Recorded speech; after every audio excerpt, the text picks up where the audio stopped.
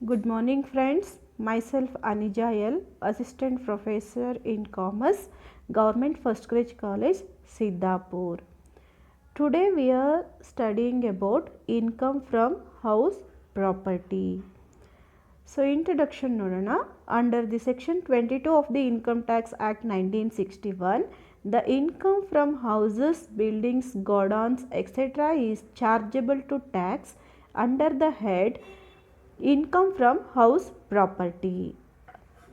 Income tax act 1961 ಪ್ರಕಾರ section 22 ಅಲ್ಲಿ house, building, godowns ಏನೇನಿದೆ ಅದೆಲ್ಲದನ್ನು ಕೂಡ ನಾವು ಇನ್ಕಮ್ ಜನ್ರೇಟ್ ಮಾಡಿದ್ರೆ ಅದನ್ನು ನಾವು ಇನ್ಕಮ್ ಫ್ರಮ್ ಹೌಸ್ ಪ್ರಾಪರ್ಟಿ ಹೆಡ್ಡಲ್ಲಿ ಕ್ಯಾಲ್ಕುಲೇಷನ್ ಮಾಡ್ತೀವಿ.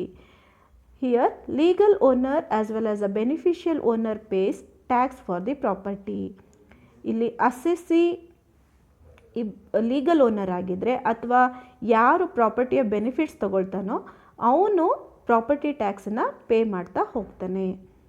Next, terms used in house property. First one, annual value. So annual value ಅಂತಂದರೆ it is determined as per section 23 of the income tax act. Here annual value is considered for the calculation. So annual value ನೇ ನಾವು computation ಮಾಡಬೇಕಾಗತ್ತೆ house ಪ್ರಾಪರ್ಟಿನಲ್ಲಿ. Second one, deemed owner. Section 27 of the IT Act provides that even though the person are not legal owners are deemed to be the owner of the house property. ಒಂದು ವೇಳೆ so legal owners ಯಾರೂ ಇಲ್ಲ ಅಂತಂದರೆ ಆವಾಗ individual ಏನಾದರೂ ತನ್ನ ಪ್ರಾಪರ್ಟಿನ ಸ್ಪೌಸಿಗೆ ಅಥವಾ ಅವ್ರ ಮೈನರ್ ಚೈಲ್ಡ್ಗಳಿಗೆ ಏನಾದರೂ ಅಡಿಕ್ವೇಟ್ ಕನ್ಸಿಡ್ರೇಷನ್ ಕೊಟ್ಟು ಟ್ರಾನ್ಸ್ಫರ್ ಮಾಡಿದ್ರೆ ಅವರನ್ನು ನಾವು ಡೀಮ್ಡ್ ಓನರ್ ಅಂತೇಳಿ ಕನ್ಸಿಡ್ರೇಷನ್ ಮಾಡ್ತೀವಿ. Next, actual rent. So actual rent is the rent actually received by the owner of the house property. ಅಂತ ಅಂದರೆ ಯಾರು ಓನರ್ ಇರ್ತಾನೆ ಅವನು ತನ್ನ ಟೆನೆಂಟಿಂದ ಏನು ರೆಂಟನ್ನು ರಿಸೀವ್ ಮಾಡ್ತಾನೋ ಪರ್ ಮಂತ್ ಅದನ್ನು ನಾವು ಆ್ಯಕ್ಚುವಲ್ ರೆಂಟ್ ಅಂತೇಳಿ ಕನ್ಸಿಡ್ರೇಷನ್ ಮಾಡ್ತೀವಿ. It shall not include any amount of unrealised rent. So ಅದು ಯಾವುದೇ ರೀತಿಯಾದಂತಹ ಅನ್ರಿಯಲೈಸ್ಡ್ ರೆಂಟನ್ನು ಒಳಗೊಂಡಿರಲ್ಲ. Next, municipal value. So municipal value ಅಂತ ಅಂದರೆ Municipal Corporation conducts a periodical survey of the house properties to fix the rental value for the purpose of levying local taxes. So local ಟ್ಯಾಕ್ಸಸ್ಗಳನ್ನು collect ಮಾಡ್ಕೊಳ್ಳೋದಕ್ಕೆ municipal corporation ಏನಿದೆ ಅಥವಾ local authorities ಏನಿದೆ ಅದು periodical survey ಮಾಡಿಕೊಂಡು ಈ ಪ್ರಾಪರ್ಟಿಗೆ ಇಷ್ಟು value ಇದೆ ಅಂಥೇಳಿ ಫಿಕ್ಸ್ ಮಾಡ್ಕೊಳ್ತಾರೆ. ಸೊ ಅದನ್ನು ನಾವು ಮುನ್ಸಿಪಲ್ ವ್ಯಾಲ್ಯೂ ಅಂತ ಕನ್ಸಿಡ್ರೇಷನ್ ಮಾಡ್ತೀವಿ. ಫೇರ್ ರೆಂಟಲ್ ವ್ಯಾಲ್ಯೂ ಅಂತ ಅಂದರೆ it is the rent normally charged for similar house properties in the same locality. ಅದೇ ಲೊಕ್ಯಾಲಿಟಿನಲ್ಲಿ ಬರುವಂತಹ ಅದೇ ರೀತಿ ಮನೆಗೆ ಎಷ್ಟು ವ್ಯಾಲ್ಯೂ ಇದೆ ಅಂತೇಳಿ ತಿಳ್ಕೊಂಡು ಅದಕ್ಕೆ ಈಕ್ವಲೆಂಟ್ ಆಗಿ ಇದನ್ನು ವ್ಯಾಲ್ಯೂನ ಕನ್ಸಿಡ್ರೇಷನ್ ಮಾಡ್ತೀವಿ. ಅದನ್ನು ನಾವು ಫೇರ್ ರೆಂಟಲ್ ವ್ಯಾಲ್ಯೂ ಅಂತ ಹೇಳ್ತೀವಿ. Next, standard rent. So it is the maximum rent which a person can legally recover from his tenant under a Rent Control Act. And next one, vacancy loss. ಅಂತ ಅಂದರೆ if the let out property remained vacant for certain period in the previous year, it is called as a vacancy loss and the period is called vacant period.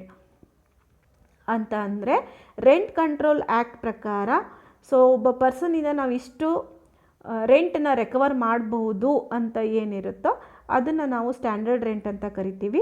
ಮತ್ತು vacancy loss ಅಂತ ಅಂದರೆ so ಮನೆ ಒಂದಷ್ಟು ದಿನ ಖಾಲಿ ಉಳಿದಿರುತ್ತೆ, ಯಾರೂ ಬಂದಿರಲ್ಲ, ಆ ಪೀರಿಯಡನ್ನು ನಾವು ವೇಕೆಂಟ್ ಪೀರಿಯಡ್ ಅಂತ ಹಾಗೂ ಆಗುವ ಲಾಸನ್ನು ವೇಕೆನ್ಸಿ ಲಾಸ್ ಅಂತಲೂ ಟ್ರೀಟ್ಮೆಂಟನ್ನು ಕೊಡ್ತೀವಿ.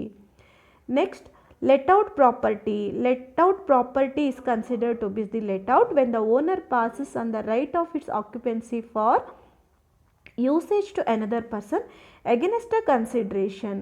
ಯಾವಾಗ ಒಬ್ಬ ವ್ಯಕ್ತಿ ತನ್ನ ರೈಟನ್ನು ಬೇರೆಯವರಿಗೆ ಕೊಡ್ತಾನೋ ವಿತ್ ಸರ್ಟನ್ ಕನ್ಸಿಡ್ರೇಷನ್, ಇಲ್ಲಿ ಹೌಸನ್ನು ಬೇರೆಯವ್ರಿಗೆ ಕೊಡುವಂಥದ್ದು ಅಂತ ಆಗುತ್ತೆ. ಸೊ ಕನ್ಸಿಡ್ರೇಷನ್ ಏನು ಅಂತಂದರೆ ಬಾಡಿಗೆ ಆಗಿರುತ್ತೆ. ಸೊ ಅದನ್ನು ನಾವು ಲೆಟ್ಔಟ್ ಪ್ರಾಪರ್ಟಿ ಅಂತೇಳಿ ಕನ್ಸಿಡ್ರೇಷನ್ ಮಾಡ್ತೀವಿ. ಅದೇ ರೀತಿ ಸೆಲ್ಫ್ ಆಕ್ಯುಪೈಡ್ ಪ್ರಾಪರ್ಟಿ ಅಂತಿದೆ. ಇಲ್ಲೇನು ಅಂತ ಅಂದರೆ ಅಸೆಸಿಯ ಫ್ಯಾಮಿಲಿ ಮೆಂಬರ್ಸ್ಗಳು ರೆಸಿಡೆನ್ಷಿಯಲ್ ಹೌಸ್ ಆಗಿ ಅವನ ಅಸೆಟನ್ನು ಯೂಸ್ ಮಾಡಿದ್ರೆ ಅಥವಾ ಆತನು ಅದರಲ್ಲಿ ವಾಸವಾಗಿದ್ದರೆ ಆವಾಗ ನಾವು ಅದನ್ನು ಸೆಲ್ಫ್ ಆಕ್ಯುಪೈಡ್ ಪ್ರಾಪರ್ಟಿ ಅಂತೇಳಿ ಕನ್ಸಿಡ್ರೇಷನ್ ಮಾಡ್ತೀವಿ. Next, gross annual value of let out property. So computation ಹೇಗೆ ಮಾಡ್ತೀವಿ ಅಂತ ನೋಡೋಣ. ಇದರಲ್ಲಿ ನಾವು municipal value, fair rental value ಎರಡನ್ನ ಕನ್ಸಿಡ್ರೇಷನ್ ಮಾಡ್ತೀವಿ. ಅದೆರಡರಲ್ಲಿ ಯಾವುದು ಜಾಸ್ತಿ ಇದೆ ಅದನ್ನು ಕನ್ಸಿಡ್ರೇಷನ್ ಮಾಡ್ತೀವಿ, ಅಂತಂದರೆ ವಿಚ್ ಎವರ್ ಈಸ್ ಹೈಯರ್ ಅಂತ ಹೇಳಿ. ತದನಂತರ ನಾವು ಸ್ಟ್ಯಾಂಡರ್ಡ್ ರೆಂಟನ್ನು ಅದ್ರ ಜೊತೆಗೆ ಕಂಪೇರ್ ಮಾಡ್ತೀವಿ. ಅದರಲ್ಲಿ ವಿಚ್ ಎವರ್ ಈಸ್ ಲೋವರ್ ಅಥವಾ ಲೆಸ್ ಅಂತ ಏನು ಹೇಳ್ತೀವಿ ಅದನ್ನು ಕನ್ಸಿಡ್ರೇಷನ್ ಮಾಡ್ತೀವಿ. ತದನಂತರ we will consider the actual rent. ಟೆನೆಂಟಿಂದ ಏನು ರೆಂಟನ್ನು ರಿಸೀವ್ ಮಾಡ್ತೀವೋ ಅದನ್ನು ಕನ್ಸಿಡ್ರೇಷನ್ ಮಾಡ್ತೀವಿ. ಅಲ್ಲಿ ನಾವು actual rent minus unrealised rent. So ಯಾವುದಾದ್ರೂ ತಿಂಗಳ ಬಾಡಿಗೆ ಬಂದಿಲ್ಲ ಅಂತ ಅಂದರೆ ಅದನ್ನು ನಾವು ಅನ್ರಿಯಲೈಸ್ಡ್ ರೆಂಟ್ ಅಂತ ಕರಿತೀವಿ. ಸೊ ಅದನ್ನು ನಾವು ಕಳೆದು ಹಾಕ್ತೀವಿ. ಸೊ ಅದೇನು ವ್ಯಾಲ್ಯೂ ಬರುತ್ತೆ ಅದನ್ನು ಬರ್ಕೊಳ್ತೀವಿ. ಸೊ ಅದೆರಡರಲ್ಲಿ ನಮಗೆ ಯಾವುದು ಜಾಸ್ತಿ ಬರುತ್ತೋ, ವಿಚ್ ಎವರ್ ಈಸ್ ಹೈ, ಅದನ್ನು ನಾವು ಕನ್ಸಿಡ್ರೇಷನ್ ಮಾಡ್ತೀವಿ. ತದನಂತರ ವೇಕೆನ್ಸಿ ಪೀರಿಯಡಲ್ಲಿ ನಮಗೆ ಅಂತ ಅಂದರೆ ವೇಕೆಂಟ್ ಇರುತ್ತಲ್ವ ಮನೆ, ಆ ಪೀರಿಯಡಲ್ಲಿ ನಮಗಾದಂಥ ಲಾಸ್ ಏನಿರುತ್ತೆ ಅದನ್ನು ನಾವು ಕಳೆದು ಹಾಕ್ತೀವಿ ಅಥವಾ ತೆಗೆದು ಹಾಕ್ತೀವಿ. ಅದ ನಂತರ ನಮಗೆ ಸಿಗುವಂಥದ್ದು gross annual value. So let out ಪ್ರಾಪರ್ಟಿಯ ಗ್ರಾಸ್ ಆ್ಯನ್ಯುವಲ್ ವ್ಯಾಲ್ಯೂ ನಮಗೆ ಸಿಗತ್ತೆ. ಈಗ ಅದೇ ರೀತಿ ಸೆಲ್ಫ್ ಆಕ್ಯುಪೈಡ್ ಪ್ರಾಪರ್ಟಿ. ಸೊ ಇಲ್ಲಿ ನಾವು ಸೆಲ್ಫ್ ಆಕ್ಯುಪೈಡ್ ಪ್ರಾಪರ್ಟಿಗೆ ಯಾವುದೇ ರೀತಿಯಾದಂಥ ಗ್ರಾಸ್ ಆ್ಯನ್ಯುವಲ್ ವ್ಯಾಲ್ಯೂನ ಕನ್ಸಿಡ್ರೇಷನ್ ಮಾಡಲ್ಲ.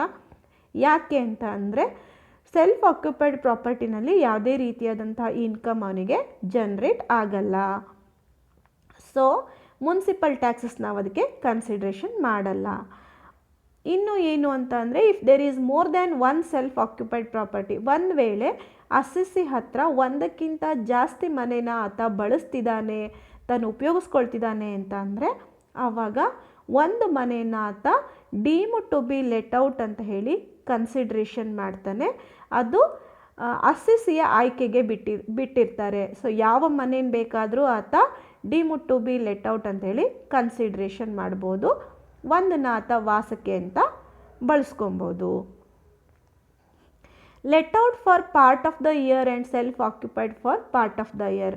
ಒಂದು ವೇಳೆ ಅಸೆಸ್ಸಿ ಏನಾದರೂ ಸ್ವಲ್ಪ ಸಮಯ ಆತ ಇದ್ದು ತದನಂತರ ಅದನ್ನು ರೆಂಟಿಗೆ ಏನಾದರೂ ಕೊಟ್ಟಿದ್ದಿದ್ರೆ ಮನೇನ, ಆವಾಗ ನಾವು ಪೂರ್ತಿ ವರ್ಷಕ್ಕೆ ಅದನ್ನು ಲೆಟ್ಔಟ್ ಪ್ರಾಪರ್ಟಿ ಅಂತಲೇ ಕನ್ಸಿಡ್ರೇಷನ್ ಮಾಡ್ತೀವಿ.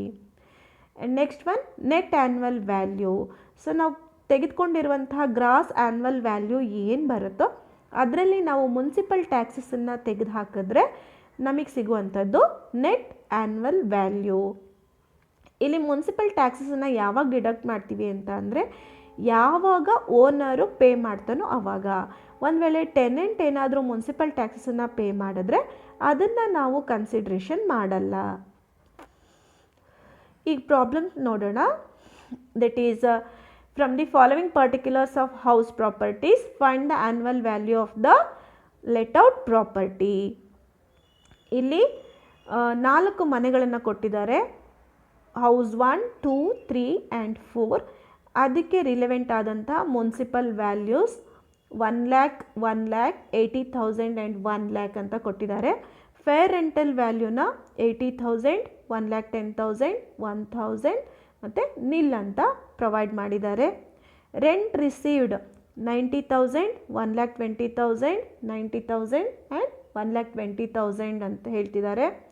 ಸ್ಟ್ಯಾಂಡರ್ಡ್ ರೆಂಟು 1,20,000, 1,20,000, 1,10,000 ಆ್ಯಂಡ್ 1,20,000 ಅಂತ ಕೊಟ್ಟಿದ್ದಾರೆ. ಮುನ್ಸಿಪಲ್ ಟ್ಯಾಕ್ಸಸ್ಸು 10,000, 7,000, 6,000 ಮತ್ತು ನಿಲ್ ಅಂತ ಹೇಳ್ತಿದ್ದಾರೆ.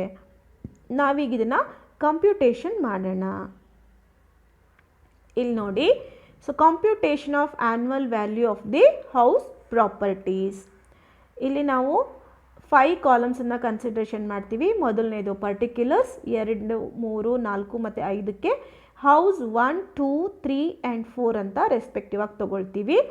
ಈಗ ನಾವು ಮುನ್ಸಿಪಲ್ ವ್ಯಾಲ್ಯೂ ಮತ್ತು ಫೇರ್ ರೆಂಟನ್ನ ಎರಡು ಕಂಪೇರ್ ಮಾಡ್ತೀವಿ. ಅದರಲ್ಲಿ ವಿಚ್ ಎವರ್ ಈಸ್ ಹೈಯರ್ ಅಂತ ಹೇಳುತ್ತೋ ಆ ವ್ಯಾಲ್ಯೂನ ನಾವಲ್ಲಿ ಕನ್ಸಿಡ್ರೇಷನ್ ಮಾಡ್ತಾ ಇದ್ದೀವಿ. ಆ್ಯಂಡ್ ನೆಕ್ಸ್ಟ್ ಒನ್ ಸ್ಟ್ಯಾಂಡರ್ಡ್ ರೆಂಟನ್ನು ಕಂಪೇರ್ ಮಾಡ್ತೀವಿ. ಸ್ಟ್ಯಾಂಡರ್ಡ್ ರೆಂಟ್ ಮತ್ತು ವಿಚ್ ಎವರ್ ಈಸ್ ಹೈಯರ್ ಅಂತ ಬಂದಿತ್ತಲ್ವ, ಆ ಎರಡು ವ್ಯಾಲ್ಯೂನಲ್ಲಿ ನಾವು ಲೋವರ್ ವ್ಯಾಲ್ಯೂ ಯಾವುದಿದೆಯೋ ಅದನ್ನು ಕನ್ಸಿಡ್ರೇಷನ್ ಮಾಡ್ಕೊಂಡಿದ್ದೀವಿ. ತದನಂತರ ರೆಂಟ್ ರಿಸೀವ್ಡ್. ಸೊ ನಾವು ಏನು ವ್ಯಕ್ತಿಯಿಂದ ರೆಂಟ್ ರಿಸೀವ್ ಮಾಡ್ತೀವಲ್ವ ಅದನ್ನು ಹಾಕ್ಕೊಳ್ತಾ ಇದ್ದೀವಿ.